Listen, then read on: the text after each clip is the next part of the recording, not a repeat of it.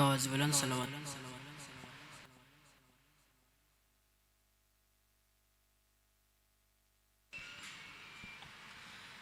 أعوذ بالله من الشيطان الرجيم.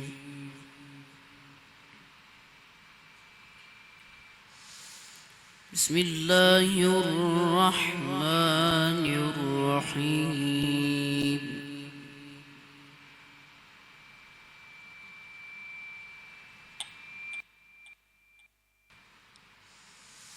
يا أيها المزمل قم الليل إلا قليلا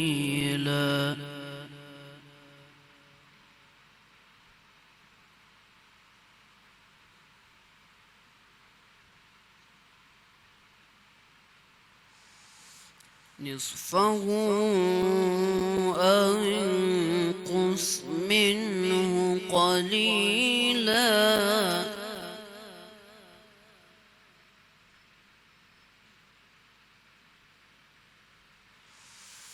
أو زد عليه ورتل القرآن ترتيلا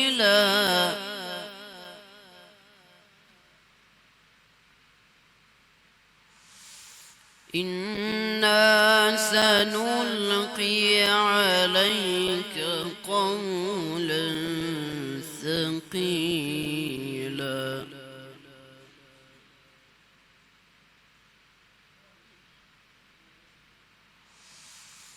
إن ناشئة الليل هي أشد وطئا وأقوم قيلا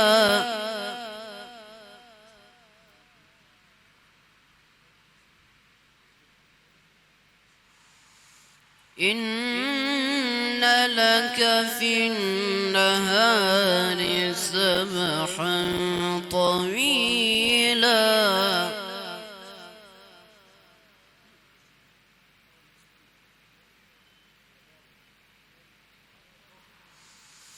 واذكر اسم ربك وتبتل إليه تبتيلا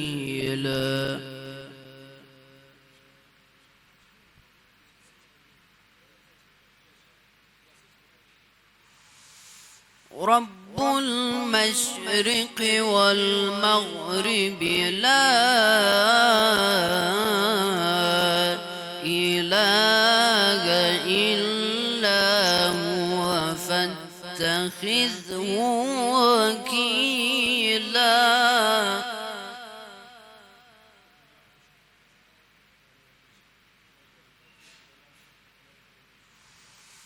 واصبر على ما يقولون واهجرهم هجرا جميلا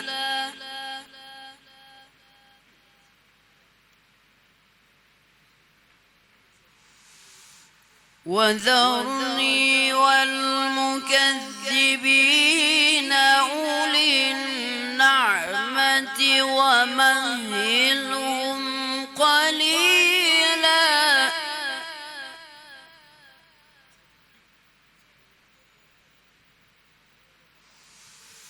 إن لدينا أنكالا وجحيما وطعاما ذا غصة وعذابا أليما صدق الله العلي العظيم. اللهم صل على محمد وآل محمد. بارك الله صلوات.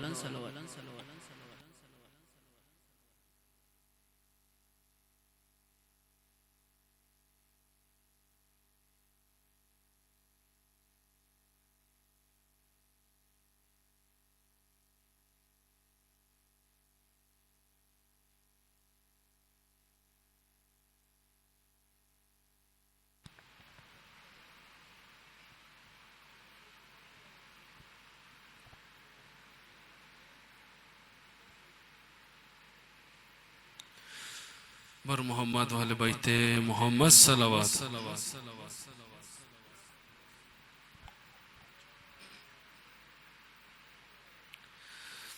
سکینہ نازدانا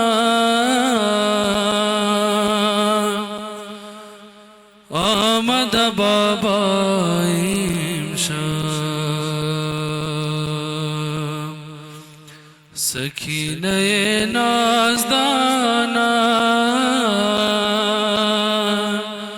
آمد بابا امشب. خونجگر شام غم بدشت بلا امشب. خونجگر شام غم بدشت بلا امشب.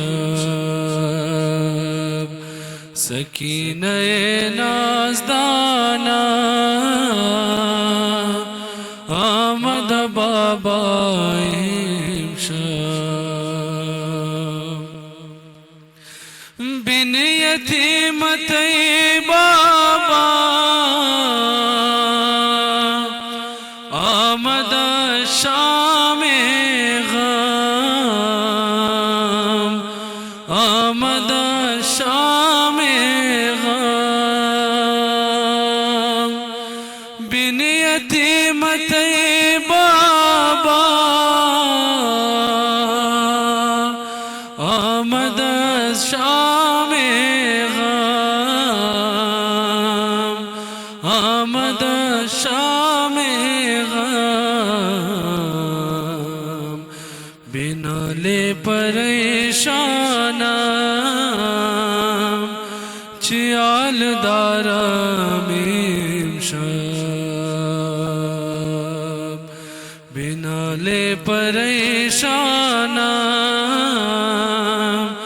چیال دارم امشب. سکینہ نازدانا آمد بابا امشب. خونجگر شام غم بدشت بلا امشب. از سلیے شمر دون رخ من شده است نیلی. رخ من شده است نیلی. از سلیے شمر دون رخ من شده است نیلی. رخ من شده است نیلی. غم دل پدر جانم پیش تو گویم امشب. غم دل پدر جانم پیش تو گویم امشب. سکینہ نازدانا آمد بابا امشب. خونجگر از شام غم بدشت بلا امشب. خواهر من رقیہ رفت از دنیا بابا. رفت از دنیا بابا. خواهر من رقیہ رفت از دنیا بابا. رفت از دنیا بابا. زی چرخ گردون بابا خاک بر سرم شب زی چرخ گردون بابا خاک بر سرم شب سکینه نازدانا آمد بابا امشب خون جگر از شام غم بدشت بلای امشب بن یتیمت بابا آمد شام غم آمد از شام غم بن یتیمت بابا آمد از شام غم آمد از شام غم بنال پریشانم چیال دارم امشب بنال پریشانم چیال دارم امشب سکینه نازدانا آمد بابا امشب از سلیه شمردون روخ من شده است نیلی روخ من شده است نیلی از سلیه شمردون روخ من شده است نیلی روخ من شده است نیلی غم دل پدر جانم پیش تو گویم امشب سکینه نازدانا آمد بابا امشب خون جگر از شام غم بدشت بلای امشب گشت دلم غرق خون آل پریشان دارم آل پریشان دارم گشت دلم غرق خون آل پریشان دارم آل پریشان دارم بالا و فریاد دارم پیش تو بابا امشب بالا و فریاد دارم پیش تو بابا امشب سکینه نازدانا آمد بابا امشب خون جگر شام غم بدشت بلای امشب سکینه نازدانا آمد بابا امشب برای تاجد در ظهور آقا امام زمان صلوات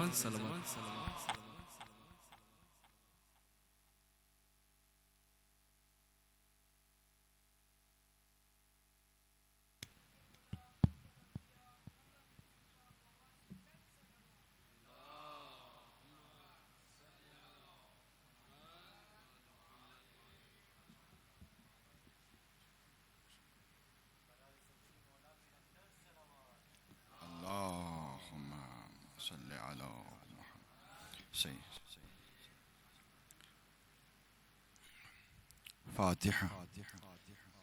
बिस्मिल्लाहिर्रहमानिर्रहीम अल्हम्दुलिल्लाहि रब्बिल आलमीन अर्रहमानिर्रहीम मालिकि यौमिद्दीन इय्याका नअबुदु व इय्याका नस्तईन इहदिनस सिरातल मुस्तक़ीम सिरातल लज़ीना अनअमता अलैहिम गैरिल मग़ज़ूबि अलैहिम वलद्दालीन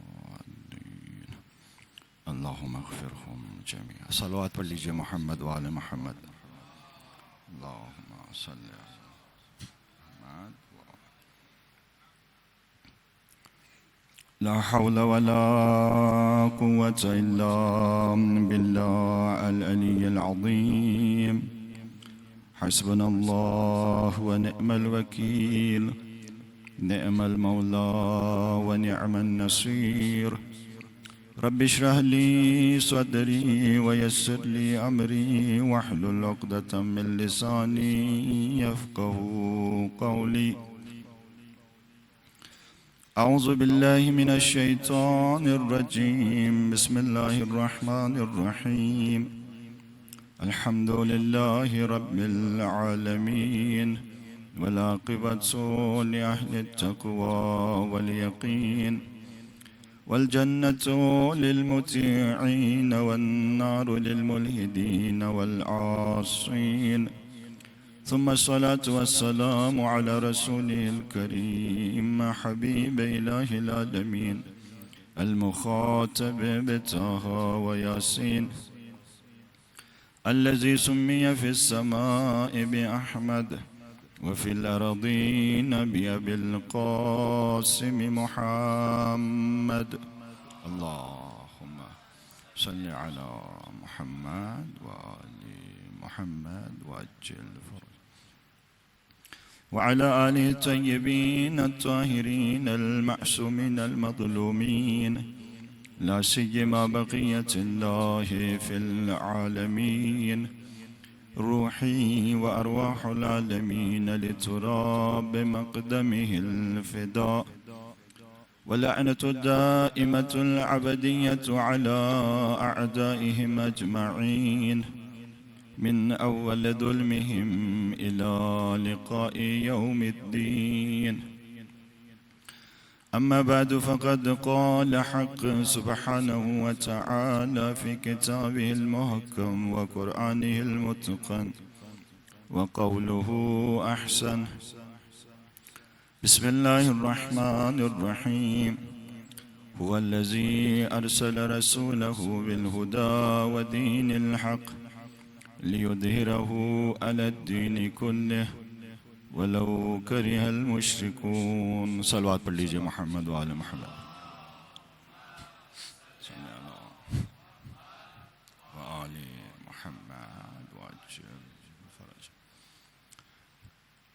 अर्ज़ हुआ कि ज़ुहूर इमाम की तरफ सबसे पहले हमने कदम उठाना है, क्योंकि बीबी ज़हरा सलामुल्लाह अलैहा ने फरमाया कि इमाम की जो मिसाल है वो काबा जैसी है। काबे की तरफ जाना होता है, काबा चल कर आपकी तरफ नहीं आता अगर कोई हाजी बनना चाहता है तो इमाम की मिसाल भी काबा जैसी है, इमाम की तरफ जाना होता है। तो लिहाजा ज़ुहूर की जानिब पहला कदम हमने उठाना है। और दूसरी बात ये कि सिर्फ फ़र्दी तैयारी काफ़ी नहीं है,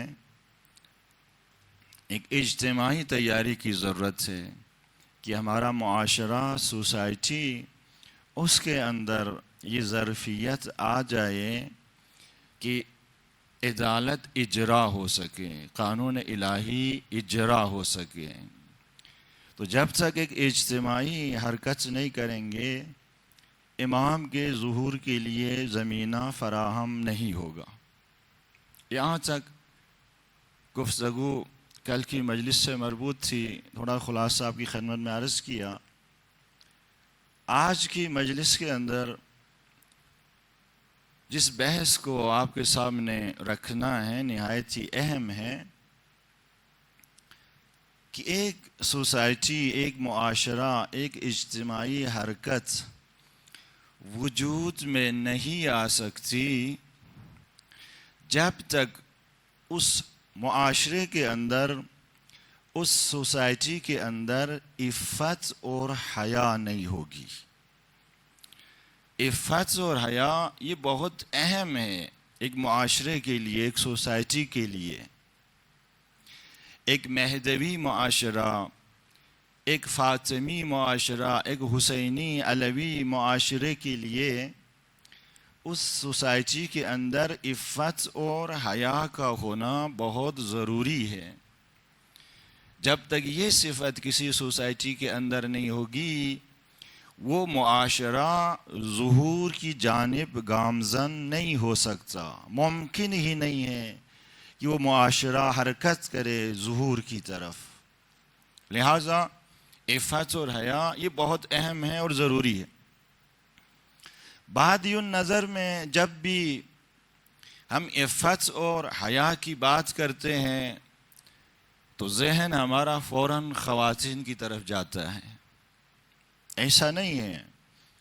عفت اور حیا کا تعلق صرف خواتین سے نہیں ہے، بلکہ مردوں کے اندر بھی اس صفت کا ہونا ضروری ہے۔ مردوں کا بھی باحیا ہونا، عفیف ہونا ضروری ہے۔ پچھلے مجالس کے اندر ایک روایت نقل کی تھی امام جعفر صادق سے، اللہم صلی علی محمد و آل محمد فرجہم۔ اس کے اندر مولانا نے فرمایا شیعت جعفر من عفا بطنہ و فرجہ۔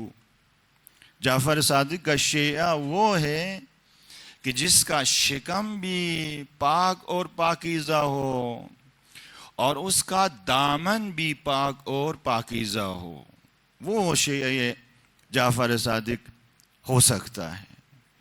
تو عفت شکم کے ساتھ ساتھ عفت دامن، عفت فرج یہ مخصوص نہیں ہے صرف خواتین کے ساتھ، عورتوں کے ساتھ، مردوں کے لیے بھی لازم ہے۔ مردوں کے لیے بھی ضروری ہے کہ ان کی آنکھوں میں حیا ہو، مردوں کے لیے بھی ضروری ہے ان کی زبان میں حیا ہو، ان کی زبان عفیف ہو۔ مردوں کے لیے بھی ضروری ہے کہ ان کا دامن عفیف ہو، ان کا دامن پاک و پاکیزہ ہو۔ ایک سوسائٹی، معاشرہ، اگر اس کے اندر یہ عفت اور حیا ہوگی تو یقیناً وہ معاشرہ ظہور کی جانب حرکت کرے گا اور امام کے ظہور کے لیے زمینہ فراہم ہوگا۔ کیونکہ ایک گھر، اس کے اندر عورت کو، خواتین کو ایک بنیادی حیثیت حاصل ہے۔ عورت گھر کا ستون کہلاتی ہے، گھر کا محور ہوتی ہے، اور انہی گھروں سے ایک سوسائٹی اور اجتماع تشکیل پاتا ہے۔ لہٰذا خواتین کے اندر، عورتوں کے اندر عفت اور حیا کا ہونا بہت ضروری ہے مردوں کی نسبت۔ گرچہ یہ صفت مردوں کے لیے بھی ضروری ہے لیکن خواتین کے لیے بہت ضروری ہے۔ کیوں؟ اس لیے کہ اگر ایک خاتون اگر وہ سکوت کرے، اگر ایک خاتون وہ فاسد ہو جائے تو فیملی تباہ ہو جاتی ہے، ایک گھر تباہ ہو جاتا ہے۔ نہ صرف گھر تباہ ہو جاتا ہے بلکہ ایک سوسائٹی تباہ ہو جاتی ہے، ایک معاشرہ تباہ ہو جاتا ہے۔ لہٰذا عورت کا کردار ایک سوسائٹی کے اندر، معاشرے کے اندر بڑی اہمیت کا حامل ہے، بڑی اہمیت کا حامل ہے۔ ایک سوسائٹی جس نے ظہور کی طرف جانا ہے، اس سوسائٹی کے اندر خواتین کا کردار بڑا اہم ہے، بہت بنیادی حیثیت حاصل ہے خواتین کو۔ یعنی خواتین کے بغیر ایک معاشرہ حسینی معاشرہ بن ہی نہیں سکتا، علوی معاشرہ بن ہی نہیں سکتا، فاطمی معاشرہ بن ہی نہیں سکتا، مہدوی معاشرہ بن ہی نہیں سکتا، ممکن ہی نہیں ہے۔ لہذا ایک عورت کا باحیا ہونا، ایک عورت کا عفیف ہونا، ایک عورت کا پاک دامن ہونا، با کردار ہونا، با حجاب ہونا، یہ بہت اہم ہے، یہ بہت ضروری ہے۔ یہی وجہ ہے کہ مولا امام زمانہ اجل اللہ تعالی فرجہ الشریف، اللہم صلی اللہ محمد واجب، جو ایک دعا مشہور منقول ہے اور غالباً مومنین پڑھتے رہتے ہیں، اور جمعے کے دن خاص طور پر اس دعا کے پڑھنے کی تاکید ہوئی ہے، اور دعا تقریباً یاد ہے، اکثر مومنین کو شروع ہوتی ہے اللہم ارزقنا توفیق الطاعہ وبعد المعصیہ، یہاں سے یہ دعا شروع ہوتی ہے۔ یہ امام زمانہ کی تعلیم کردہ دعا ہے، جس کا پڑھنا بہت اہمیت کا حامل ہے۔ اس دعا کے اینڈ پہ آپ جا کے دیکھ لیں تو ایک جملہ مولا فرماتے ہیں، کیا فرماتے ہیں؟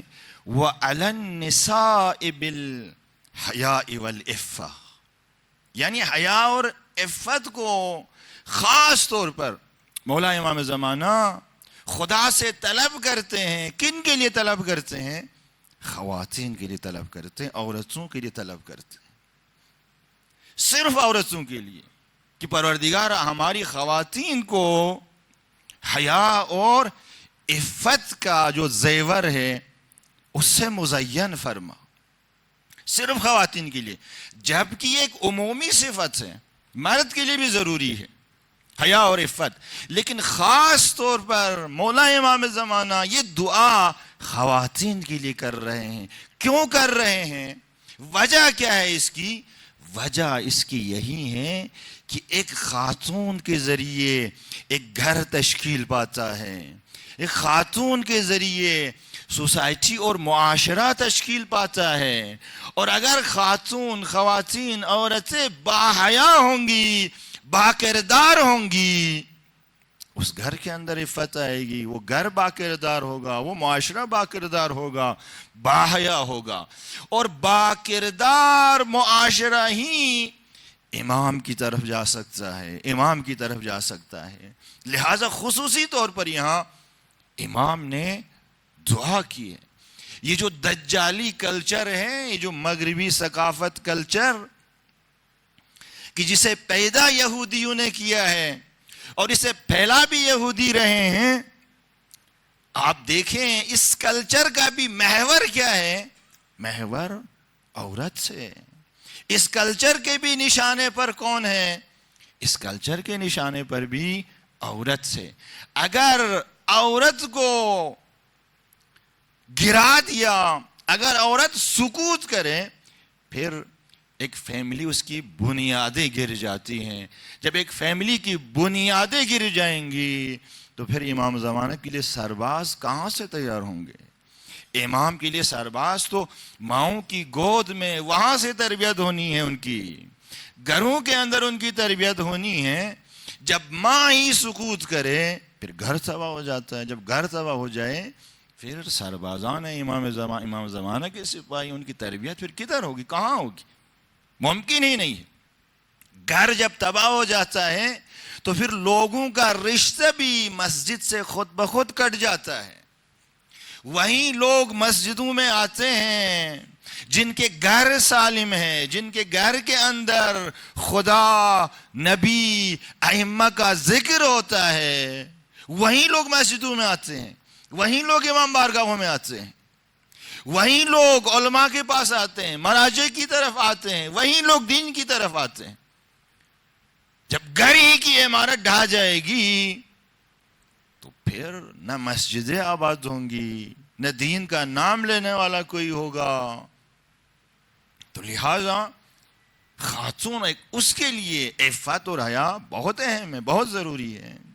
اور دیکھیں یہ مغربی کلچر اس کے نشانے پر خواتین ہیں، کیونکہ ایک معاشرے کو تباہ کس کے ذریعے کیا جا سکتا ہے؟ یہ خواتین ہی کے ذریعے سے کیا جاتا ہے۔ اسی لیے جو مغربی کلچر ہے اس کا محور بھی آپ دیکھیں تو عورت سے، خواتین ہیں، خواتین ہیں۔ یہ جو ایک کتاب ہے آستان قدس سے، رضوی نے اس کتاب کو پرنٹ کیا ہے، چھاپا ہے۔ اس کتاب کا نام ہے پروتوکولہائے دانشوران صہیون، نام ہے اس کا، فارسی میں لکھی ہوئی یہ کتاب۔ یہ جو صہیونی یہودی ہیں ان کے منصوبے، کن کے لیے؟ جو غیر یہودی ہیں، یعنی جتنے مسیحی ہیں، جتنے مسلمان ہیں، ان سب کے لیے ان کے منصوبے کیا ہیں؟ ان سارے منصوبوں کو، جن منصوبوں کو اب تک انہوں نے اجرا کیا ہے، اور وہ منصوبے جو ابھی تک اجرا نہیں ہوئے ہیں، اجرا کرنا چاہتے ہیں، خاص طور پر مکتب تشیع کے حوالے سے یہودیوں اور صہیونی جو یہودی ہیں ان کے منصوبے کیا ہیں؟ یہ سارے منصوبے اسناد اور مدارک کے ساتھ اس کتاب کے اندر نقل ہوئے ہیں۔ بہت اہم کتاب ہے، بہت اہم کتاب۔ یہودی اولاً تو خود کو، آپ دیکھیں ان کی ہسٹری اٹھا کے دیکھیں تو خود کو ایک نژاد برتر سمجھتے ہیں، اور قرآن کریم کے اندر بھی یہ جو یہودیوں کی جو خیالات اور جو اعتقادات، فاسد اعتقادات، ان کا ذکر قرآن کے اندر بھی موجود ہے۔ مثلا قرآن کی ایک آیت سے جس میں ارشاد رب العزت سے یہ یہودی کیا کہتے ہیں؟ نحن ابناء اللہ نحن احباؤہ، ہم خدا کے فرزند ہیں، ہم خدا کے چہیتے ہیں۔ لن تمسنا النار الا ایاما معدودہ، یہ یہودی افکار جو خدا نقل کر رہا ہے قرآن کے اندر، یعنی یہودی ایسی سوچ رکھتے ہیں، ایسا خیال رکھتے ہیں کہ وہ خدا کے فرزند ہیں، خدا کے چہیتے ہیں، خدا ان سے محبت کرتا ہے، اور یہ کبھی جہنم میں نہیں جائیں گے۔ لن تمسنا النار، آگ ان کو چھوئے گی نہیں، الا ایاما معدودہ، مگر یہ کہ بعض یہودی کچھ دیر کے لیے، ایام معدودہ کے لیے، کچھ دنوں کے لیے جہنم میں جائیں۔ کوئی بھی یہودی ہمیشہ کے لیے جہنم نہیں جا سکتا۔ یہ ان کا عقیدہ جو قرآن نے نقل کیا، فاسد عقیدہ، خود کو نجات برتر سمجھتے ہیں۔ یہ یہودیوں کی ایک کتاب ہے، تورات کے بعد دوسرے نمبر پر مقدس ترین کتاب ہے، جسے تلمود کہتے ہیں۔ اور یہ تلمود ہمارے ہاں ایک کلام خدا ہے اور ایک کلام رسول ہے۔ تو کلام رسول کو ہم احادیث کہتے ہیں، نام دیتے ہیں۔ یہ تلمود ایک طرح سے فرمودات ہیں حضرت موسیٰ کے، یعنی ایک طرح سے سمجھ لے کہ حدیثوں کی کتاب ہے حضرت موسیٰ کی، البتہ تحریف ہو چکی ہے، تحریف شدہ ہے۔ اس کتاب تلمود کے اندر آیا ہے، یہ کہتے ہیں کہ جو ہم یہودی ہیں، بنی اسرائیل، قوم بنی اسرائیل، ہمارے علاوہ باقی جتنے بھی انسان ہیں، مسیحی، مسلمان، جو بھی، ہندو، سکھ، یہودیوں کے علاوہ، بنی اسرائیل کے علاوہ باقی جتنے بھی انسان ہیں، وہ سب کے سب انسانوں کی شکل میں جانور ہیں۔ انسان نہیں ہیں، وہ سب کے سب جانور ہیں، انسانوں کی شکل میں۔ یہ تلمود کے جملے، ان جانوروں کو ہماری خدمت میں ہونا چاہیے، ان جانوروں کو ہمارا نوکر بن کر، ہمارا غلام بن کر زندگی گزارنا چاہیے۔ اگر یہ جانور ہماری خدمت میں نہیں ہوتے، ہماری غلامی کو قبول نہیں کرتے، ہمارے نوکر بننے کے لیے تیار نہیں ہیں، تو عین عبارت سے تلمود کی، اس کے اندر کیا آیا ہے؟ تو انہیں زندہ رہنے کا کوئی حق حاصل نہیں ہے، انہیں مار ڈالو، انہیں قتل کرو، اور اگر پتھر سے انہیں مار سکتے ہو، قتل کر سکتے ہو، تو تلوار استعمال کرنے کی ضرورت نہیں ہے۔ اپنی تلوار کو کند مت کرو، پتھر سے مار سکتے ہو تو اسلحہ استعمال کرنے کی ضرورت نہیں ہے، اس اسلحے کو محفوظ کرو. یعنی کم ترین ہزینے کے ساتھ انہیں مار ڈالو. کن کو؟ وہ غیر یہودی جو ہماری خدمت میں ہمارا نوکر بن کے، ہمارا خادم بن کے، غلام بن کے زندگی گزارنے کے لیے تیار نہیں ہے. ان کا اس طرح سے قلع کما کرو.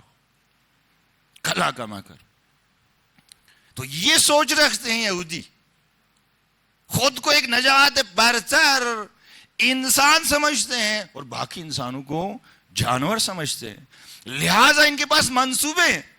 ایک منصوبہ پچھلی کسی تقریر میں، کل کی تقریر میں غالباً میں نے آپ خدمت میں پیش کیا کہ ان کا ایک منصوبہ کہ کس طرح سے بچوں کو ماں باپ سے کاٹنا ہے، اور اسی طرح کے دیگر منصوبے. یہ جو کتاب ہے، کتاب پروتوکولہائے دانشوران صہیون، اس کتاب کے اندر یہ سارے منصوبے ان کے ذکر ہو گئے. اور فیملیز کے حوالے سے جو ان کا منصوبہ ہے کہ جسے انہوں نے کسی حد تک اجرا کیا ہے اور کرنے کے در پہ ہیں، ان کا منصوبہ کیا ہے؟ خاص طور پر مسلمانوں کے لیے، اور مسلمانوں کے اندر بھی خاص طور پر باقاعدہ نام لیا گیا ہے وہاں پہ مکتب تشیع کے لیے. کیونکہ سب سے بڑی رکاوٹ اس دجالی کرچل کے لیے کون سا مکتب ہے؟ مکتب تشیع ہے سب سے بڑی رکاوٹ. کیونکہ مکتب تشیع کے پاس ایک آئیڈیالوجی ہے، مہدویت آئیڈیالوجی ہے. یہ آئیڈیالوجی مکتب تشیع کو نا امید ہونے نہیں دیتی ہے. دنیا جتنے مظالم ڈھائے، جو مہدویت کے اوپر عقیدہ رکھتا ہے وہ کبھی نا امید نہیں ہوتا.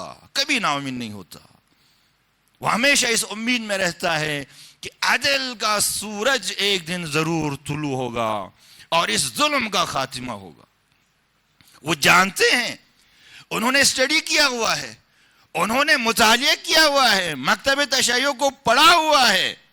مکتب تشیع کے پاس ولایت علی ہے جو مکتب تشیع کے افراد کو جوڑ کے رکھتی ہے. مکتب تشیع کے پاس کربلا ہے. یہ کربلا مکتب تشیع کے افراد کو گھروں کے اندر رہنے نہیں دیتی، یہ لے آتی ہے میدان میں، یہ ظلم کے مقابلے میں لے کر آتی ہے کربلا. اور پھر مکتب تشیع کے اندر مہدویت ہے جو ہمیں نا امید ہونے نہیں دیتی.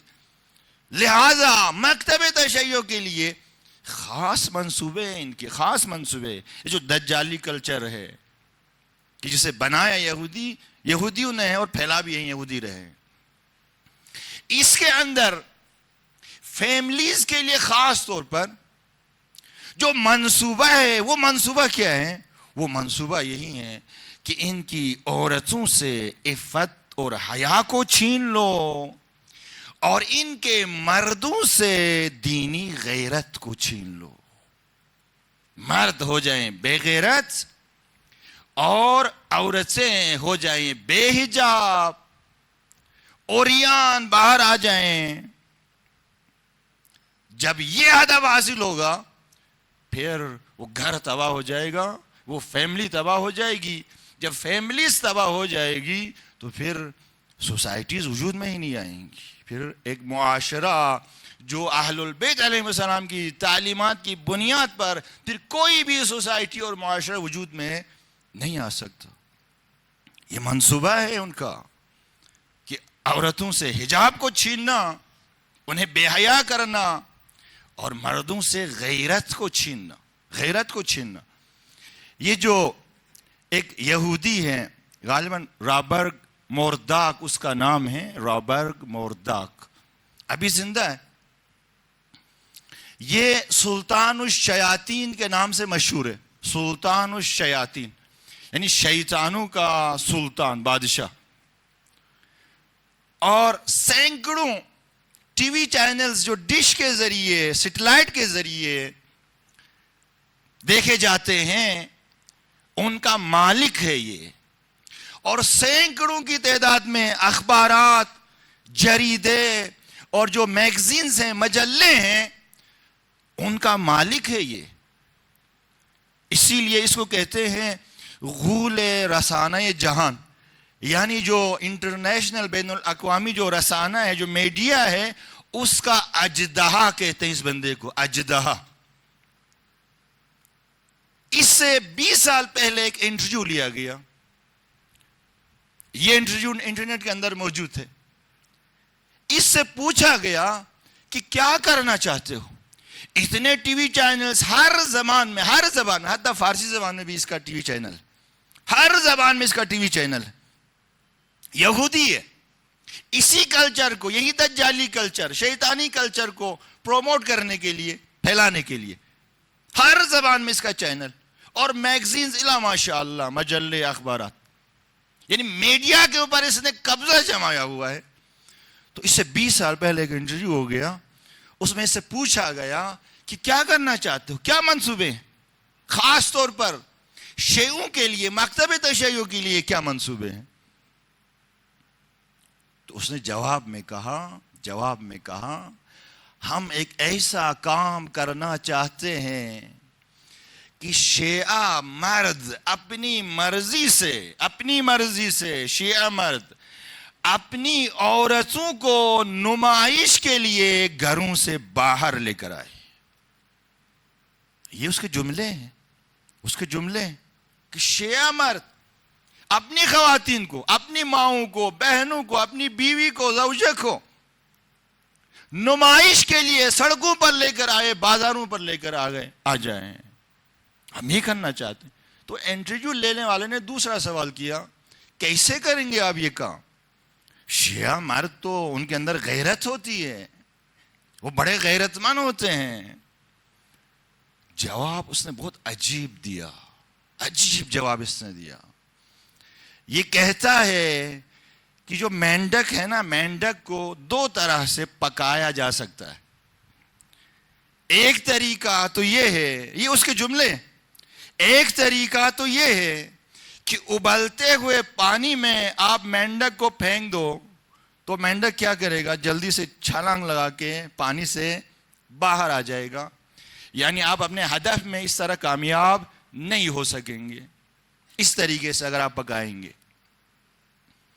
دوسرا طریقہ یہ کہ مینڈک کو ٹھنڈے پانی میں ڈال دو اور آہستہ سے نیچے سے حرارت دو نیچے سے، تو آہستہ سے وہ پانی گرم ہو جائے گا۔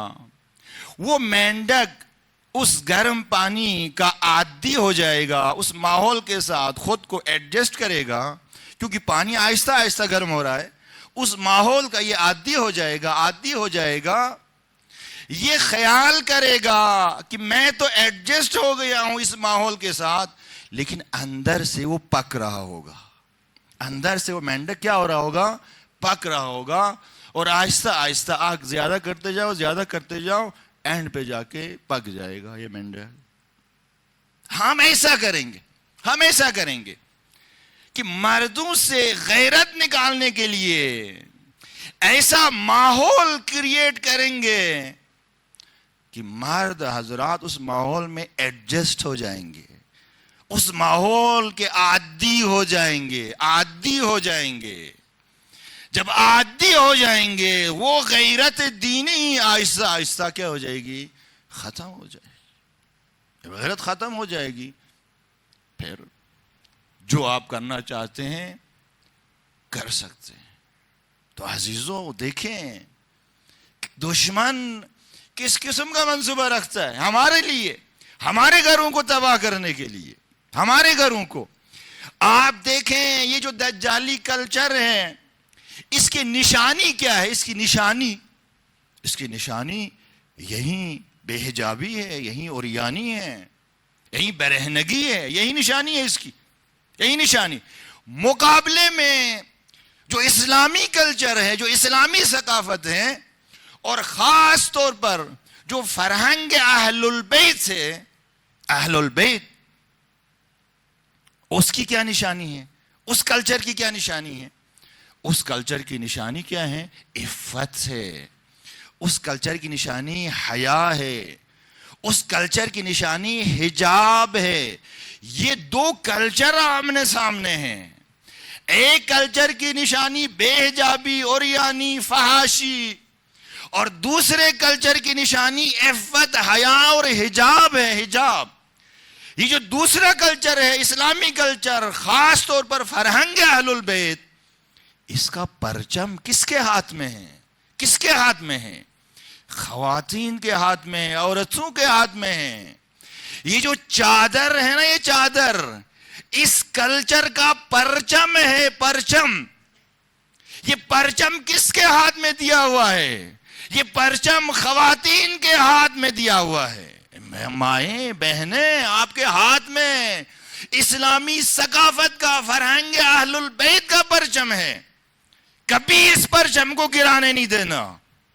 دشمن کی کوشش ہوگی کہ یہ پرچم گرے، یہ چادریں اترے، ہماری خواتین بے حجاب آئیں گلیوں میں، سڑکوں میں، بازاروں میں، محفلوں میں۔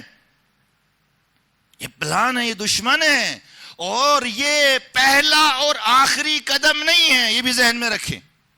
پہلا اور آخری قدم نہیں ہے۔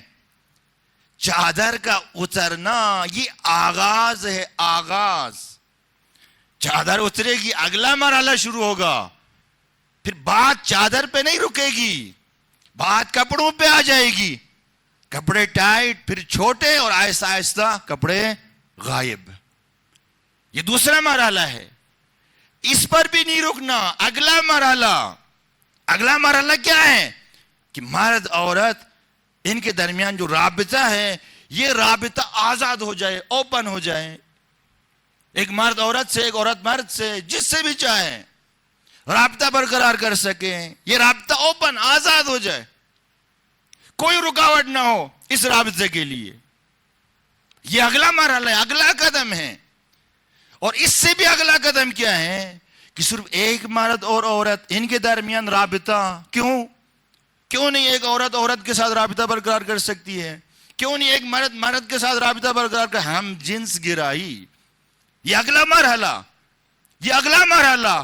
جب ان مراحل کو ایک سوسائٹی، ایک معاشرہ جب طے کر لے گا، پھر فیملی کیا ہو جائے گی؟ تباہ ہو جائے گی۔ گھر پھر تباہ ہو جائیں گے۔ آج یورپ کے اندر دیکھیں، گھر تباہ۔ یہ کشف حجاب، یہ چادر کا اترنا تو آغاز ہے، پہلا قدم ہے۔ اس کا اختتام کیا ہے؟ گھروں کی تباہی۔ وہاں پہ جا کے اینڈ ہوگا۔ اور دیکھیں، یہ جو استعمار ہے، اس نے اگر کہیں پہ تسلط جمایا ہے، اگر یہ کہیں پہ انٹر ہو گیا ہے، داخل ہو گیا ہے، تو کس کے ذریعے داخل ہو گیا ہے؟ اسی عورت کے سہارے سے داخل ہو گیا ہے، عورت کے سہارے سے۔ آپ اندلس کو دیکھیں، اس زمانے کا اندلس، آج کا اسپین، دیکھیں تمدن اسلامی جو 5ویں صدی ہجری ہے، 5ویں صدی ہجری، اس میں آپ دیکھیں تو یورپ تو اس وقت ڈارک ایجز میں تھا، تاریکی میں تھا، جو قرون وسطیٰ کا دور ہے۔ تمدن اسلامی، اسلامی کلچر، اسلامی ثقافت، پوری دنیا کے اوپر اس کا غلبہ تھا۔ کوئی فیلڈ ایسی نہیں تھی، کوئی سبجیکٹ ایسا نہیں تھا کہ جس کے ماہر مسلمان نہ ہو۔ آپ فارابی جیسوں کو دیکھیں، آپ زکریا رازی جیسوں کو دیکھیں، آپ ابو ریحان البیرونی جیسوں کو دیکھیں، آپ ابو حیثم جیسوں کو دیکھیں، یہ سارے، آپ ابو سینا جیسوں کو دیکھیں، جابر بن حیان جیسوں کو دیکھیں۔ تمدن اسلامی، مفکرین اسلامی، اندیشمندان اسلامی، ان کے ہاتھ میں تھی، غلبہ تھا۔ صلیبیوں نے حملے کیے، کئی حملے کیے اسپین کے اوپر، کیونکہ مسلمان یورپ کے قلب تک جا چکے تھے، اسلامی کلچر وہاں تک پہنچ چکا تھا۔ صلیبیوں نے بڑے حملے کیے، ناکام ہو گئے۔ انہوں نے دیکھا کہ ان کے تو بڑے عقیدے بڑے مضبوط ہیں، ہم ان کے ساتھ جنگ نہیں کر سکتے، تو انہوں نے اپنی اسٹریٹجی بدلی۔ صلیبیوں نے اپنا پلان بدلا، انہوں نے منصوبہ بدلا کہ سخت جنگ، اسلحے کے زور پہ، طاقت کے زور پہ ہم مسلمانوں کو زوال کا شکار نہیں کر سکتے۔ پھر کس کے ذریعے کریں گے؟ نرم جنگ کے ذریعے، ثقافتی الگار کے ذریعے۔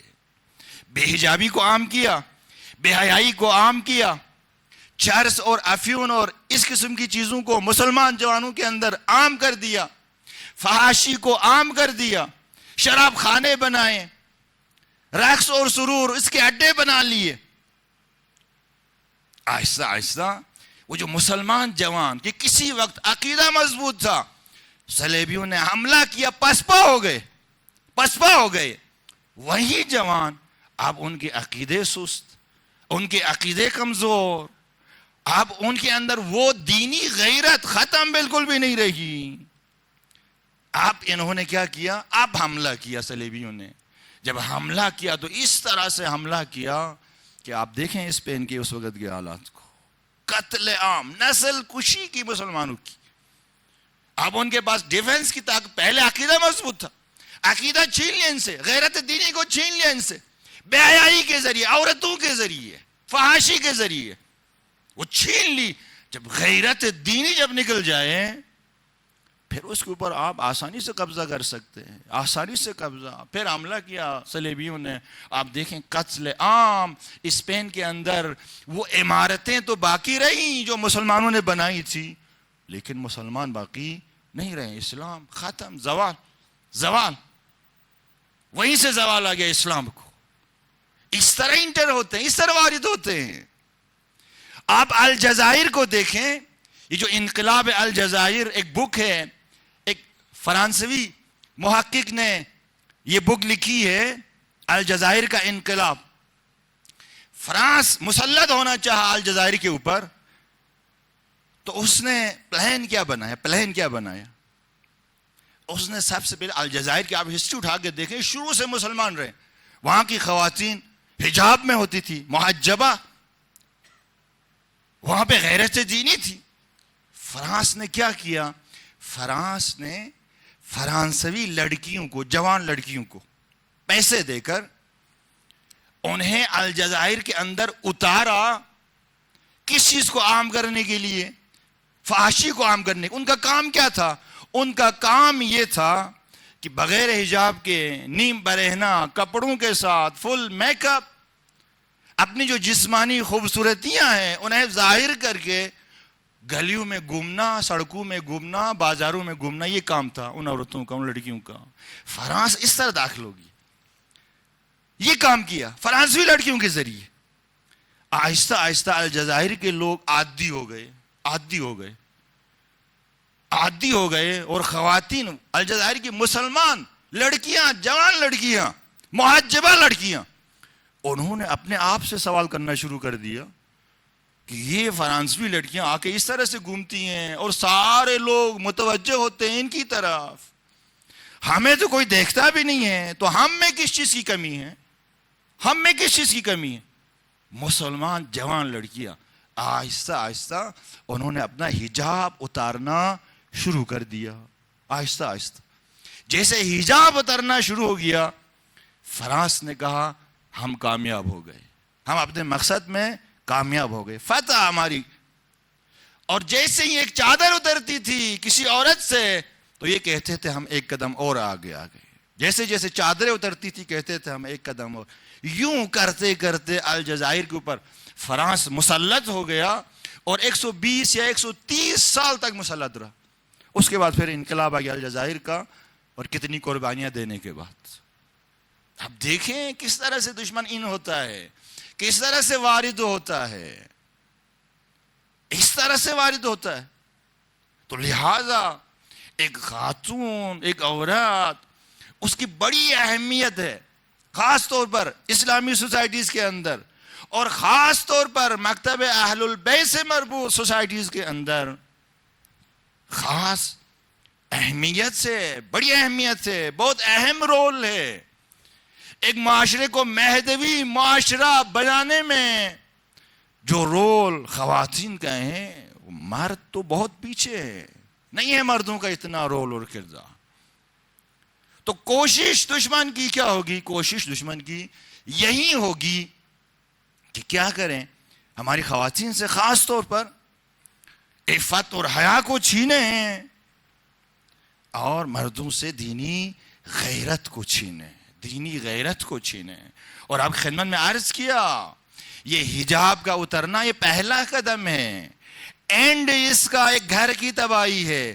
گھر کی تباہی ایک سوسائٹی کی تباہی ہے, ایک معاشرے کی تباہی ہے. معاشرہ تباہ, پھر کیسے ظہور کے لیے زمینہ فراہم ہوگا؟ کس طرح امام ظہور کریں گے؟ پھر کیسے امام کے سربازوں کی تربیت ہوگی؟ نہیں ہو سکتی, یہ ممکن ہی نہیں ہے. یہ دیکھیں کتنی تیزی سے یہ کلچر پھیل رہا ہے. آپ اس کلچر کے اندر آپ دیکھیں, خود یورپ والے پریشان ہیں. گرچہ یورپ کے اندر اور بہت اچھی چیزیں ہیں, لیکن فیملیز کے حوالے سے خود اہل یورپ پریشان ہیں. یعنی وہ اینڈ تک گئے ہیں, اینڈ تک گئے ہیں. اب تو مرد مرد کی شادی, عورت عورت کی شادی, اس سے بھی گزر کے اب تو جانوروں سے بھی باقاعدہ رسمی جا کے کیا ہوتی ہیں, کلیسا میں جا کے باقاعدہ شادی ہوتی ہے. یہ ایک سال پہلے خود اپنے پاکستانی ٹی وی کے اندر دکھا رہے تھے, پتہ نہیں کس ملک کا صدر تھا, اس نے ایک مگرمچھ سے شادی کی تھی. وہ ٹی وی میں دکھا رہے تھے مگرمچھ سے. اس مگرمچھ کو باقاعدہ طور پر دلہن کے کپڑے پہنائے گئے تھے, ہار زیورات پہنائے گئے تھے, باقاعدہ کلیسا میں جا کے وہ جو ان کی رسومات ہوتی ہیں وہ ادا, اور وہ صدر اس مگرمچھ کو یوں اپنے ہاتھوں میں لے کے جا رہا تھا. یہ ٹی وی میں دکھا رہے تھے, ایک سال پہلے کی بات. کہاں تک گئے ہیں یورپ؟ ایک قدم اٹھایا اور گئے اینڈ تک. ہماری سوسائٹیز کے اندر بھی چادر کا اترنا یہ پہلا قدم ہے, اور اسی پر اکتفا نہیں ہونا عزیزو, ذہن میں رکھیں. پھر اگر چادر اتر گئی تو پھر ہم اینڈ تک چلے جائیں گے, اینڈ تک. بڑی اہمیت. آپ دیکھیں یورپ کے اندر جو فیملی ہے, اس فیملی کی تعریف ہی بدل گئی ہے. گھر کی تعریف, فیملی کی تعریف. جبکہ ہمارے کلچر کے اندر اسلامی تعلیمات اہل البیت, اس کی روشنی میں گھر کی ایک خاص تعریف ہے. گھر ایک مقدس جگہ ہے. اہل البیت کی روایات کی روشنی میں گھر کو مسجد کا درجہ دیا گیا ہے, گھر کو عبادت گاہ قرار دی گئی ہے. گھر کی ایک خاص حرمت ہے. اور گھر تشکیل کب پاتا ہے؟ ایک بلڈنگ کو آپ گھر کب کہہ سکتے ہیں؟ جب اس گھر کے اندر عورت آتی ہے. ایک بلڈنگ میں جب ایک عورت آتی ہے کسی کی ہمسر بن کر, زوجہ بن کر, تو پھر وہ بلڈنگ گھر کہلاتی ہے. وہ بلڈنگ اس وقت تک وہ گھر نہیں ہے, وہ عمارت ہے, وہ ایک بلڈنگ ہے. دیکھو عورت, اس کے ذریعے گھر وجود میں آتا ہے. ایک گھر, اس کا محور عورت ہے. ایک گھر کا سکون, آرامش, اس کا محور عورت سے. تربیت کا محور عورت سے. عورت کی بڑی اہمیت ہے, عورت کی بڑی اہمیت. اب دیکھیں تعریف مغربی کلچر کے اندر گھر کی, فیملی کی بالکل بدل. ایک مرد عورت ساتھ رہے ایک چھت کے نیچے, گھر. ایک مرد اور مرد شادی کر کے باقاعدہ تعہد کے ساتھ رہیں ایک چھت کے نیچے, وہ بھی گھر. ایک عورت اور عورت شادی کر کے ہم جنس گرائی چھت کے نیچے رہیں, وہ بھی گھر. ایک عورت صرف بچوں کے ساتھ. اب ایسا نہیں ہے کہ مثلا اس کا شوہر مر گیا ہے یا اس نے طلاق لے لیا ہے, نہ, پتہ ہی نہیں کہ ان بچوں کا باپ کون ہے. نامشروع بچے کے ساتھ ایک عورت ایک چھت کے نیچے رہتی ہے, وہ بھی گھر ہے, وہ بھی گھر. دیکھیں تعریف بالکل بدل گئی وہاں پہ. جبکہ اسلامی کلچر کے اندر, ثقافت کے اندر گھر ایک تقدس رکھتا ہے, گھر ایک حرمت رکھتا ہے. گھر عبادت گاہ ہے. ایسی عبادتیں گھر کے اندر کی جا سکتی ہیں اور ثواب حاصل کیا جا سکتا ہے. وہ عبادتیں آپ مسجد الحرام جا کر, مسجد نبوی جا کر, زیر قبہ امام حسین جا کر بھی آپ وہ عبادتیں انجام نہیں دے سکتے. مخصوص ہے گھر کے ساتھ, مخصوص. فی الحال موضوع نہیں ہے اور وقت بھی نہیں ہے ان احادیث کو بیان کرنے کا. تو گھر ایک اہمیت کا حامل ہے, گھر ایک اہمیت کا حامل ہے ہمارے کلچر کے اندر, ہمارے مکتب کے اندر. جبکہ آپ دیکھیں وہاں پہ کچھ اور تعریف, کچھ اور تعریف. ہمارے مکتب کے اندر اہل البیت علیہ السلام نے جو تعلیمات دی ہے, اس تعلیمات کی روشنی میں آپ دیکھیں عورتوں کو کیا کہا کہ اپنی جو جسمانی جو زیبائیاں ہیں، خوبصورتیاں ہیں، انہیں چھپاؤ، انہیں اپنے گھر کی حد تک، اپنے شوہر کی حد تک رکھو.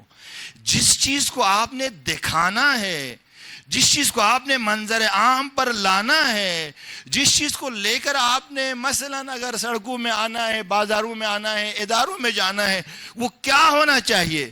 کون سی چیز چھپنی چاہیے؟ کون سی چیز ظاہر ہونی چاہیے؟ اہل البیت نے بتا دیا، اپنی جسمانی خوبصورتیاں اسے چھپاؤ، گھر کی حد تک، شوہر کی حد تک رکھو، اپنے علم کو ظاہر کرو سوسائٹیز کے اندر، معاشرے کے اندر.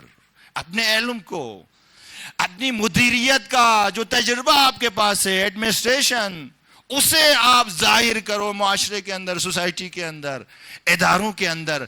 جو آپ کے پاس ہنر ہے، فن ہے، اس فن کو ظاہر کرو، اس ہنر کو ظاہر کرو. آپ کو بھی حق ہے مردوں کے شانہ بشانہ ادارہ جات میں جا کے کام کرنے کا، جاب کرنے کا. وہاں پہ آپ ان چیزوں کو ظاہر کرو. وہ چیزیں اسے گھر کی حد تک رکھو، چھپاؤ. یہ تعلیم اہل البیت علیہ السلام نے کیوں یہ تعلیم دی؟ اس لیے یہ تعلیم دی کہ اگر ایک خاتون بے حجاب عریان ہو کے نیم برہنہ جب آتی ہے ملائے عام میں، تو پھر وہ عورت نہیں رہتی، وہ ایک پروڈکٹ میں تبدیل ہو جاتی ہے، ایک پروڈکٹ میں تبدیل ہو جاتی ہے. اور پروڈکٹ اس کی خرید و فروخت ہوتی ہے، خرید و فروخت. پھر عورتیں ان کی بھی کیا ہوتی ہیں؟ خرید و فروخت. جسمانی لذت حاصل کرنے کے لیے عورتوں کی بھی پھر خرید و فروخت شروع ہو جاتی. آج دیکھیں انٹرنیشنل لیول پہ تیسرے نمبر پر جو سب سے زیادہ منافع دینے والی تجارت، وہ کون سی تجارت ہے؟ یہ عورتوں کی تجارت. پہلے نمبر پر اسلحے کی تجارت ہے، پہلے نمبر پر سب سے زیادہ فائدہ. دوسرے نمبر پر مواد مخدر، چرس، افیون، اس قسم کی چیزیں. تیسرے نمبر پر سب سے زیادہ فائدہ دینے والی تجارت عورتیں، ان کی سپلائی، ان کی خرید و فروخت. اور پھر چوتھے نمبر پر جا کر انرجی، ان کی تجارت ہے. اور پانچویں نمبر پر جا کر یہ جو ٹوریزم ہے، گردش گری، سیاحت، یہ پانچویں نمبر پر جاتی ہے. دیکھیں تیسرے نمبر پر جو پرسود ترین، پرفائدہ ترین تجارت انٹرنیشنل لیول پہ، وہ عورتوں کی خرید و فروخت. یہ داعشی جب آئے تھے، دیکھیں یہ جو ایزدی خواتین ہیں، مسیحی خواتین ہیں اور شیعہ خواتین، یہ اسرائیل کو بیچتے تھے جنسی تسکین کے لیے. 8 سے 18,000 ڈالروں پر بیچتے تھے. پھر عورت جب اس طرح آتی ہے باہر، پھر عورت نہیں رہتی. پھر وہ جو ایک حرمت ہے، وہ جو اس کا ایک تقدس ہے، وہ تقدس پھر ختم ہو جاتا ہے.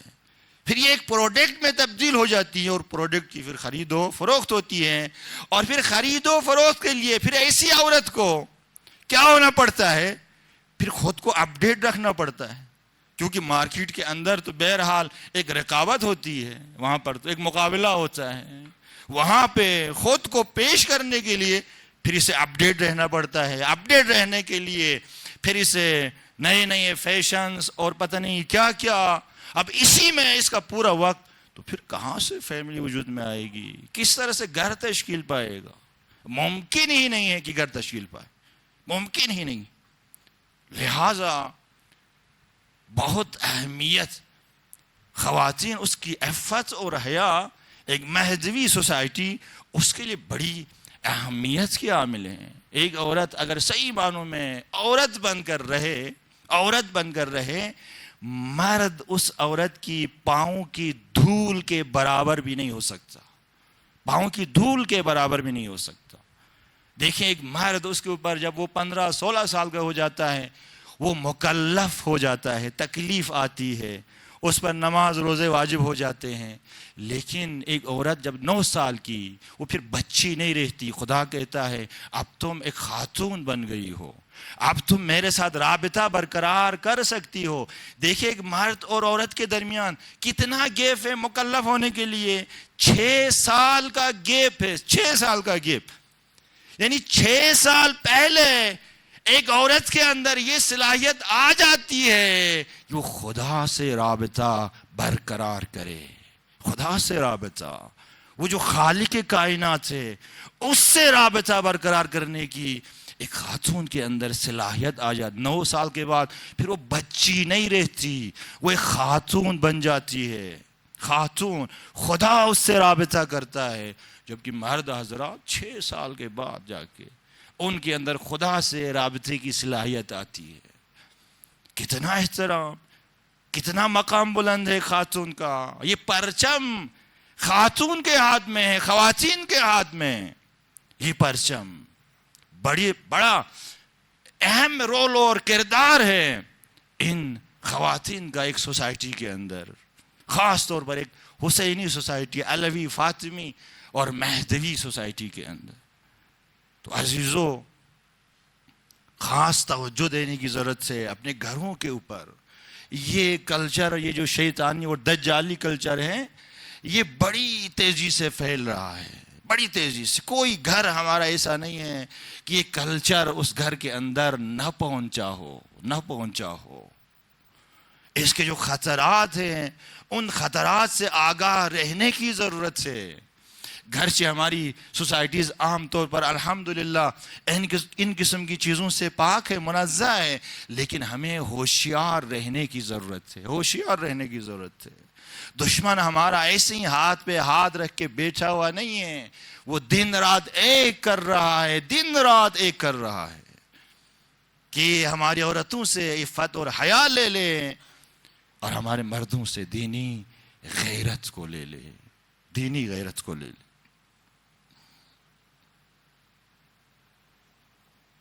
ایک سائل، یہ جو آیت اللہ سیستانی کے جو والد بزرگوار ہیں، آیت اللہ محمد باقر سیستانی، انہوں نے مشہد میں ہوتے تھے، فوت ہو گئے ہیں.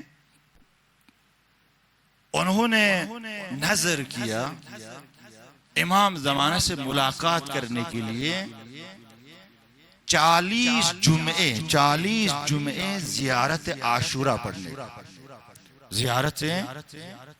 پڑھنے کا کہ امام سے ملاقات کر سکے، امام کو دیکھ سکے. یہ ہر جمعہ کسی مسجد میں جا کے زیارت عاشورہ پڑھتے تھے آیت اللہ سید محمد باقر سیستانی، ہر جمعہ کسی مسجد. اور 40واں آخری جمعہ تھا، ملاقات نہیں ہو گئی. دل بہت ٹوٹا ہوا تھا، اندر سے پریشان تھا کہ 40 جمعے مسلسل زیارت عاشورہ پڑھ رہا ہے امام سے ملاقات کی خاطر، لیکن ابھی تک ملاقات امام کی نصیب نہیں. آخری جمعہ یہ کہتا ہے میں ایک مسجد میں جا کے ٹوٹے ہوئے دل کے ساتھ میں زیارت عاشورہ پڑھ رہا تھا. تو اسی اسنا میں نے دیکھا کہ ایک نور مسجد کے بالکل ہی قریب ایک گھر کے اندر داخل ہوا. ایک نور کو ایک گھر کے اندر داخل ہوتے ہوئے میں نے دیکھا. آیت اللہ سید محمد باقر سیستانی کہتا ہے ایک عجیب کیفیت حاصل ہو گئی مجھے. میں نے جلدی سے زیارت عاشورہ پڑھ کے میں گیا اس گھر میں، قریب گیا تو دیکھا کہ لوگوں کا رش لگا ہوا ہے اس گھر کے اندر. کچھ لوگ جا رہے ہیں گھر کے اندر اور کچھ لوگ اس گھر سے نکل رہے ہیں. یہ کہتا ہے کیونکہ دروازہ کھلا تھا میں بھی اس گھر کے اندر داخل ہو گیا. جسے داخل ہو گیا تو دیکھا کہ ایک اتاق، ایک کمرہ، اس کمرے کے اندر امام زمانہ تشریف فرما ہے. اللہ اکبر، امام تشریف فرما ہے. ساتھ میں ایک میت رکھی ہوئی ہے اور اس میت کے اوپر ایک سفید کپڑے کی چادر اس کے اوپر ڈالی ہوئی ہے. اندازہ ہو گیا کہ کسی عورت خاتون کی میت تھی. امام آئے تھے اس عورت کے جنازے کے اوپر، میت کے اوپر. اللہ اکبر. یہ کہتا ہے میں ذرا ڈرتے ہوئے ایک سہمی سی حالت میں امام کے قریب ہوا. امام کو میں نے سلام کیا اور امام کے پہلو میں بیٹھ گیا. تو امام نے آہستہ سے یہ کہتا ہے میرے کان میں کہا کہ دیکھیں مجھ سے ملنے کے لیے چلے کاٹنے کی ضرورت نہیں ہے، اس عورت کی طرح زندگی گزارو، ہم خود آ جاتے ہیں، ہم خود آ جاتے ہیں۔ یہ آیت اللہ محمد باقر سستانی کہتا ہے کہ عورت آخر کون سے تحقیق کی بعد میں تو پتہ چلا یہ عورت وہ تھی کہ جب رضا خان نے ایران کے اندر کشف حجاب کا جو حکم دیا تھا، کشف حجاب کا، تو اس ڈر سے کہ میں گھر سے اگر باہر نکل گئی تو جو پولیس ہے وہ کہیں میرے سر سے چادر نہ اتاریں، یہ 8 سال تک اپنے گھر سے باہر نہیں آئی تھی، گھر سے باہر نہیں آئی تھی کہ کہیں اگر میں باہر نکل جاؤں تو کہیں میرا حجاب نہ اتر جائے۔ امام کیا فرما رہے ہیں؟ اس عورت کی طرح زندگی گزارو، ہم خود ملنے آئیں گے، ہم خود ملنے آئیں گے۔ عزیزو، یہ جو حجاب ہے نا، یہ جو چادر ہے نا، اس کی بڑی اہمیت سے، بڑی اہمیت اس چادر کی۔ ایک سائل آ گیا بی بی زہرا کے گھر میں دروازے پر، اسے دینے کے لیے کچھ نہیں تھا بی بی کے پاس، تو بی بی زہرا نے سلمان فارسی کو آواز دی، کہا سلمان آؤ، یہ میری چادر لے کر جاؤ بازار میں، میری اس چادر کو بیچو اور اس سے جو پیسے آئیں گے نا وہ پیسے لا کے اس سائل کو دے دو، اس غریب اور فقیر کو دے دو۔ سلمان نے بی بی زہرا کی وہ چادر لی، اپنے کاندھے کے اوپر ڈالی، اب جا رہا ہے تو سلمان، بڑی عقیدت تھی بی بی زہرا سے حضرت سلمان کو، ایسا لگتا ہے کہ بی بی زہرا کے گھر کا طواف کرتا رہتا تھا سلمان۔ جب بھی کوئی کام ہوتی تھی نا فوراً بی بی زہرا سلمان کو آواز دیتی تھی۔ اس کا مطلب یہ ہے کہ سلمان ہمیشہ بی بی کے گھر کے دروازے پر ہی ہوتے تھے۔ عجیب عقیدت حضرت سلمان کو بی بی زہرا سے۔ اب یہ چادر کاندھے پہ ڈال کے آ رہا ہے، جو بھی لوگ مل رہے ہیں بازار میں، سلمان کی زبان کو یہ جرأت نہیں ملتی، یہ جرأت نہیں ملتی۔ دیکھیں کتنا حیا ہے سلمان کی زبان میں کہ وہ یہ کہے کہ میں زہرا کی چادر بیچنے لایا ہوں۔ اجرکم اللہ، آپ کی آوازیں بلند ہو گئی۔ یہ کوئی معمولی بات نہیں ہے کہ زہرا کی چادر بازار میں آئے بکنے کے لیے۔ سلمان کی زبان نے اجازت نہیں دی کہ یہ کہے کہ میں زہرا کی چادر لے کر آیا ہوں، بس کاندھے میں چادر ڈال کے لوگوں کے سامنے آ کے صرف کھڑے ہوتے تھے، کچھ کہہ نہیں پائے۔ اسی طرح چل رہے تھے کہ ایک یہودی راہب اپنے گھر سے نکلا، اس نے حضرت سلمان کو دیکھا، سلمان کے کاندھے پر چادر دیکھی، اس چادر پر جیسے ہی اس یہودی راہب کی نظر پڑی نا تو اس راہب نے کہا سلمان یہ چادر اسے ذرا میں دیکھ سکتا ہوں دور سے؟ تو سلمان کہنے لگے آپ دیکھ سکتے ہیں، یہ چادر میں بیچنے لے کر آ گیا ہوں۔ یہاں پہ بہرحال سلمان کی زبان سے مجبوراً یہ جملہ نکل گیا۔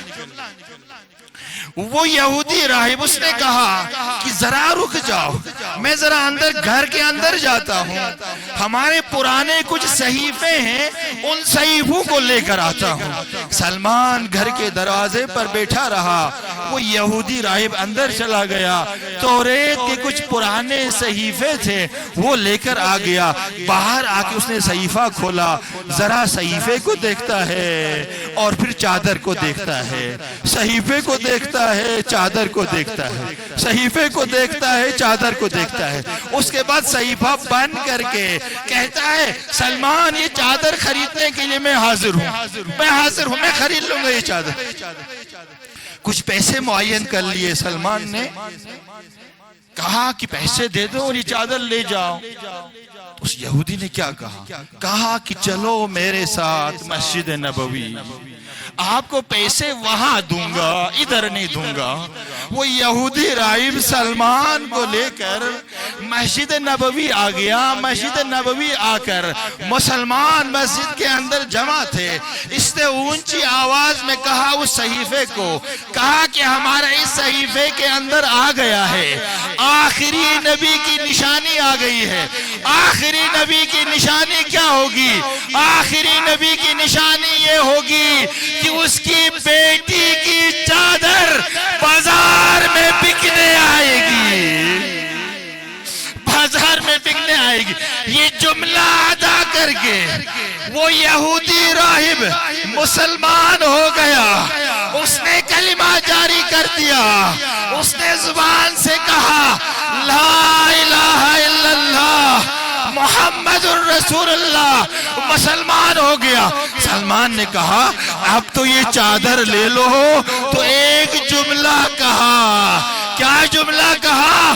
جملہ یہ کہا جب میں یہودی تھا تو میں نے اس چادر کو ہاتھ نہیں لگایا. اب مسلمان ہو گیا ہوں تو کیسے اس چادر کو ہاتھ لگا سکتا ہوں؟ ہائے ذرا آ جائے نا.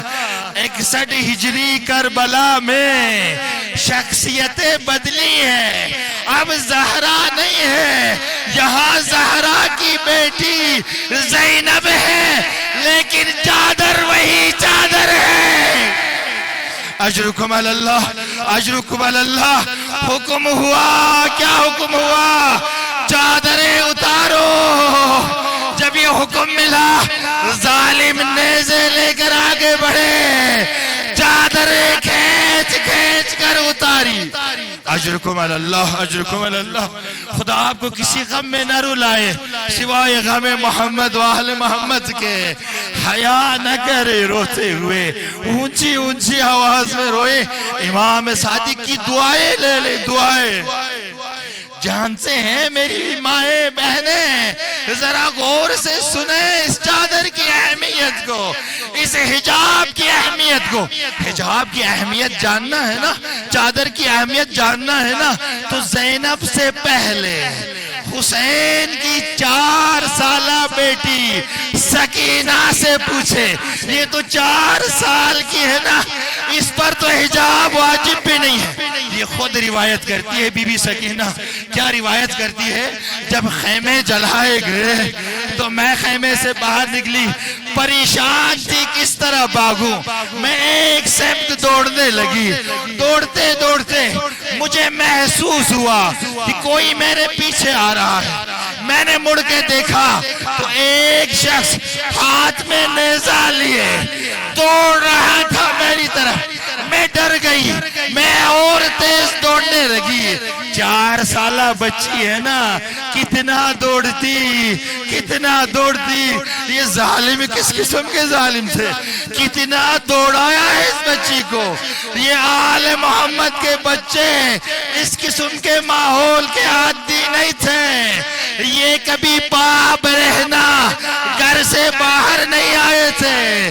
کسی نے انہیں ڈانٹا نہیں تھا, کسی نے انہیں تمانچے نہیں مارا تھا, کسی نے ان پر تازیانے نہیں مارا تھا. سکینہ بنت الحسین کہتی ہے میں ڈر گئی, میں اور تیز دوڑنے لگی. اتنے میں اس ظالم نے نیزے سے میری پشت پر وار کیا. میں منہ کے بل گر گئی.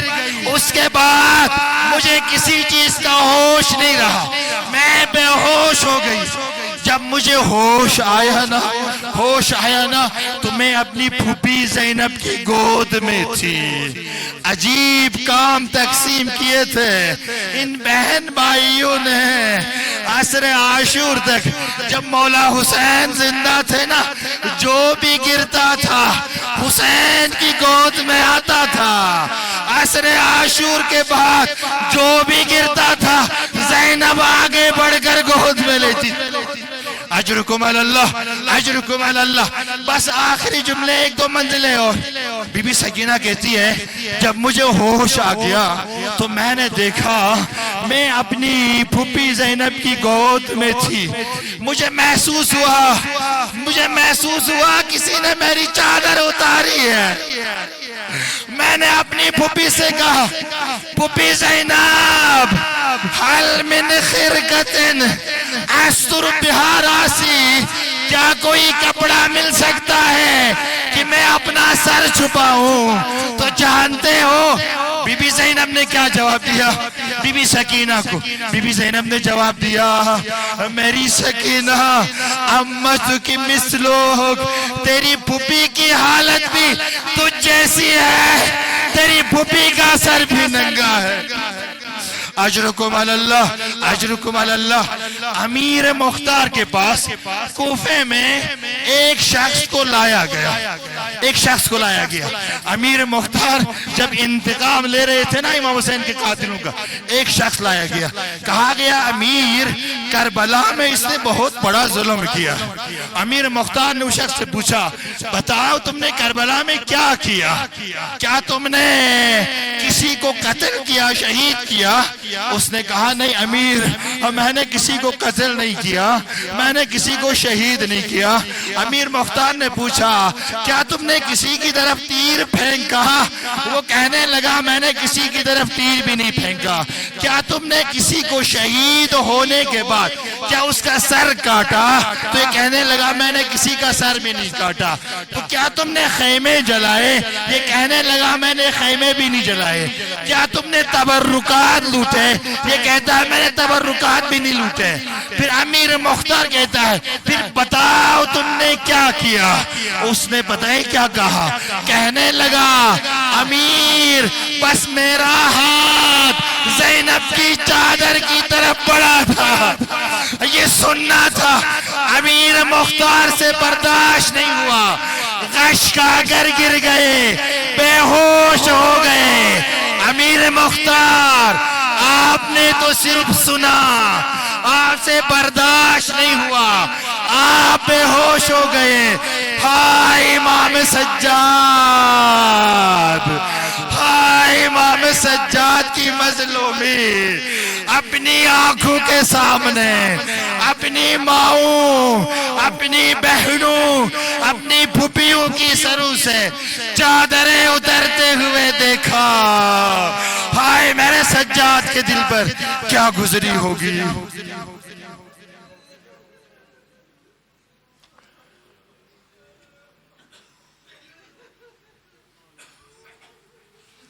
الا لعنۃ اللہ علی القوم الظالمین سیعلم الذین ظلموا آل محمد ای منقلب ینقلبون۔ ماتم حسین۔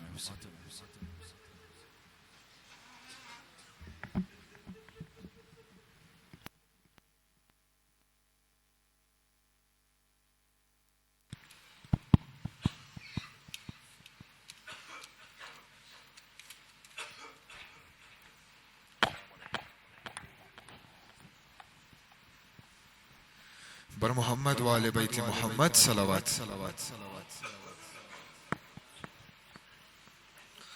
حسینم و حسینم و حسینم، حسینم و حسینم و حسینم، حسینم و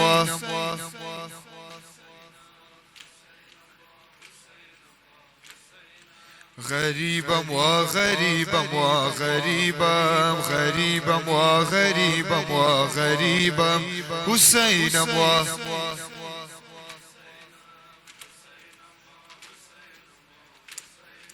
اتشانم و اتشانم و اتشانم، اتشانم و اتشانم و اتشانم، حسینم و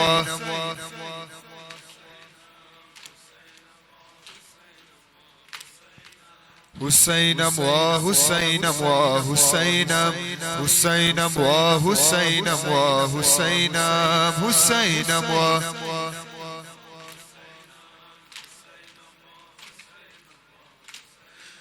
مظلوم مادر بیکس مادر، مظلوم مادر بیکس مادر، مظلوم مادر بیکس مادر، مظلوم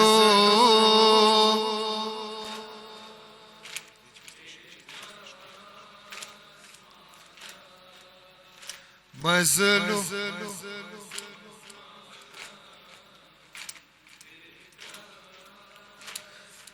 در تو رحلت دل سوزے بابا تو تنہائی یہ علی مولا را دیدی ای مادر زہرا را دیدی ای مادر زہرا ای مادر جان یا زہرا ای مادر جان یا زہرا مظلوم مادر بیکس مادر مظلوم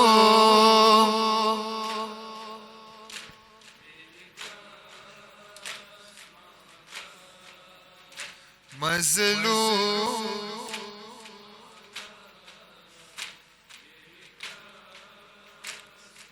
در ہائے شد زخمی پہلوئے تو محراب دو ابروئے تو آئے از بیداد ادوئے تو آئے از بیداد ادوئے تو ای مادر جان یا زہرا ای مادر جان یا زہرا مظلوم مادر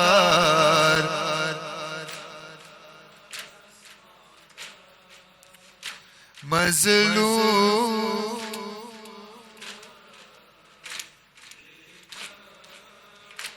مادر زہرا یا زہرا زہرا یا زہرا مظلوم مادر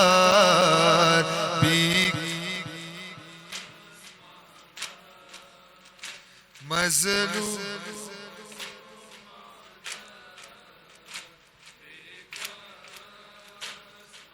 دہر بیمی رمزی کبودی یہ رویت بیمی رم بر درد پہلویت بر زخمی زخمی بازویت بر زخمی زخمی بازویت ای مادر جان یا زہرا ای مادر جان یا زہرا مظلوم مادر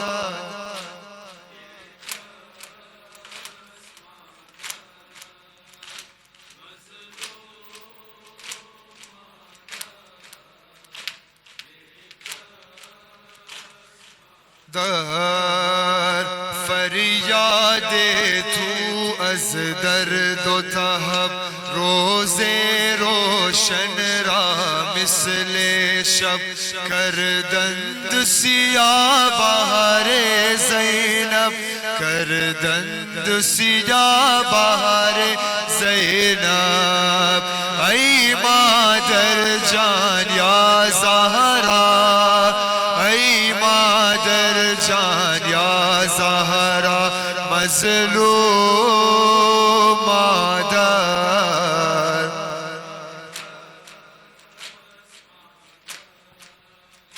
مظلوم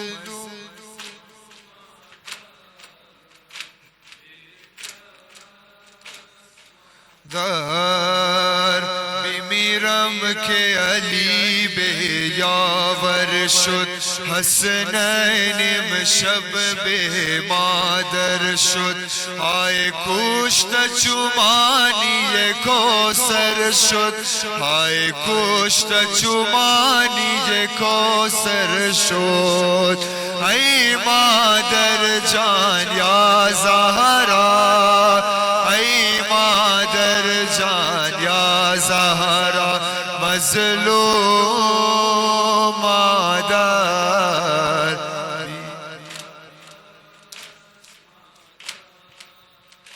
مظلوم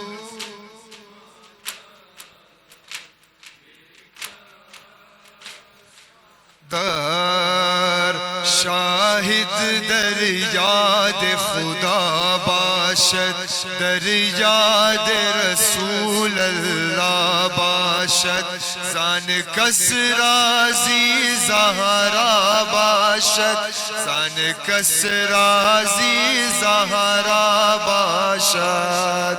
ای مادر جان یا زهرا، ای مادر جان یا زهرا، مظلوم مادر.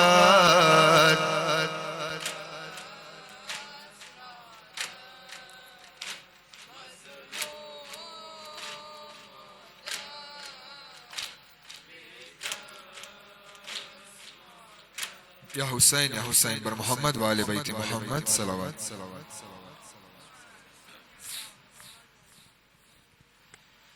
السلام عليك يا رسول الله، السلام عليك يا نبي الله، السلام عليك يا أمير المؤمنين يا علي بن أبي طالب وصي رسول الله، السلام عليك يا فاطمة الزهراء سيدة النساء العالمين، السلام عليك يا إمام حسن المجتبى، السلام على الحسين وعلى علي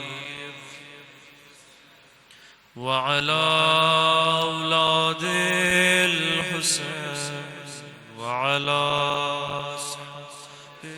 الحسين ورحمة الله وبركاته. السلام عليك يا غريب الغرباء، السلام عليك يا معين الضعفاء والفقراء، السلام عليك يا شمس الشموس أنيس النفوس أيها المدفون بأرض توس، السلام عليك يا سلطان أبا الحسن علي بن موسى الرضا، السلام على آبائك الطيبين وعلى أولادك المعصومين، السلام عليك يا فاطمة المعصومة، اشفعي لي في الجنة ورحمة الله وبركاته. السلام عليك يا حجة الله في أرضه، السلام عليك يا عين الله في خلقه، السلام عليك يا أبا صالح مهدي، عجل الله تعالى فرجك وسهل الله تعالى مخرجك وظهورك، وجعلنا من خير أعوانك وأنصارك والمستشهدين بين يديك. السلام عليكم ورحمة الله وبركاته. بر محمد و اهل بیت محمد صلوات.